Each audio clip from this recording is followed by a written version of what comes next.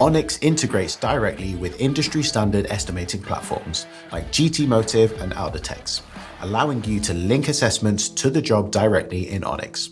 So by heading to the Jobs tab, we can look up the job record and open up the estimate within BMS, eliminating the need for multiple systems or manual data entry.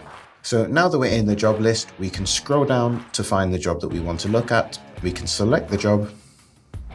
Here we can see all of the details within the job. If we head over to the right-hand side and click the car icon, we can select the assessment that we want to look at and we can press link. Here we can see that the assessment number has been linked. Okay, so now we need to take this assessment and create a repair order in Onyx. So if we head over to the link icon on the side, which is these two arrows, we can now see the assessment. If we look down through this, we can see all of the different aspects required for the repair and the estimated time involved in that work. Now, if we scroll down all the way to the bottom, let's assume in this repair that we do want to take out all of the work that is suggested. We can copy all lines. They're now copied over into the repair.